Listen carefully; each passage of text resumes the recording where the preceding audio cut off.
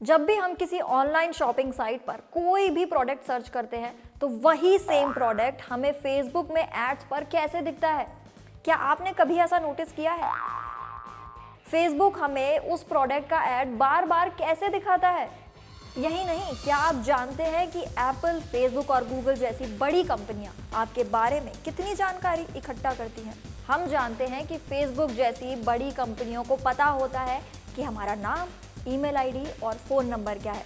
पर क्या आप जानते हैं कि इन कंपनियों को ये भी पता है कि आपका date of birth, anniversary, college, school कौन सा है, आपका फ़ोन कौन सा है, आपका मैरिटल स्टेटस क्या है, आपके घर में कितने लोग हैं, आप क्या क्या खरीदते हैं, आप कैसे घर में रहते हैं, किस तरह की गाड़ी चलाते हैं, कितने पढ़े लिखे हैं, आपके पेट्स हैं क्या, और यहाँ तक कि आपकी इनकम की रेंज क्या है। फेसबुक, गूगल जैसी बड़ी कंपनियां ये सारी जानकारी हमारे वेब ब्राउजिंग हिस्ट्री और मोबाइल यूसेज से इकट्ठा कर रही हैं। इतनी सब जानकारी रखने से इन कंपनीज को ये फायदा होता है कि आपको पर्सनलाइज्ड एडवर्टीजमेंट दिखाते हैं। यूँ मानिए कि आपकी एनिवर्सरी आने वाली है तो ये कंपनी आपको आपके पार्टनर के लिए गिफ्ट्स के एड्स दिखाना शुरू कर देंगे। अगर आपके पास एक आईफोन है तो आपको आईफोन के गेम्स के एड्स दिखाना शुरू कर देंगे। जरा सोचिए, इन बड़ी कंपनीज के पास दुनिया के करीब 200 करोड़ लोगों का ऐसा डेटा है जो किसी देश की सरकार के पास भी नहीं हो सकता।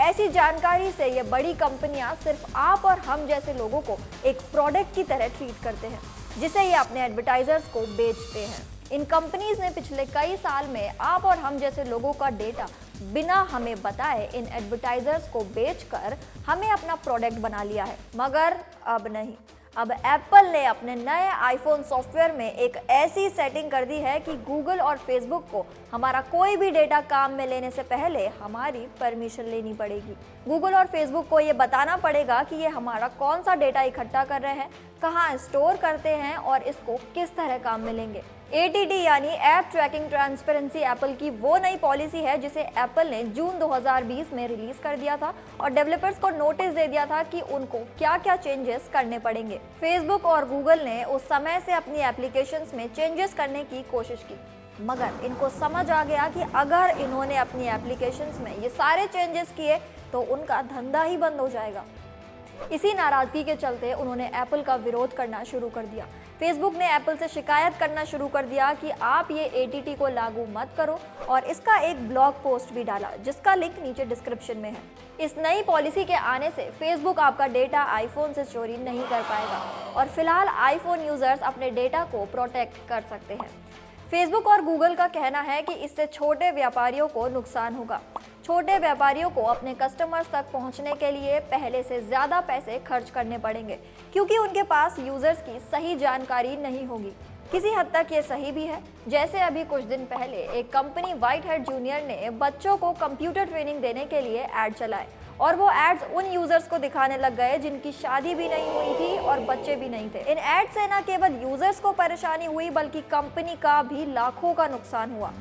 गूगल का कहना है कि जब इन एडवर्टाइजर्स को लाखों का नुकसान होगा तो ये अपने एड्स दिखाने कम कर देंगी और फिर जो गेम्स और एप्लीकेशंस आज हम मोबाइल पर फ्री में काम में लेते हैं, जिनके पैसे इन एड से आते हैं, वो सब पेड एप्लीकेशंस हो जाएंगी और हमें उन्हें काम में लेने के लिए पैसे देने पड़ेंगे। सवाल सिर्फ ये है कि क्या इन बड़ी कंपनियों को अपने एडवर्टाइजर्स को खुश करने के लिए किसी भी यूज़र का डेटा चुराने की इजाज़त होनी चाहिए? क्या एप्पल ने अपने यूज़र्स का डेटा प्रोटेक्ट करने के लिए नई सेटिंग निकाली है? उन्हें आप सही मानते हैं?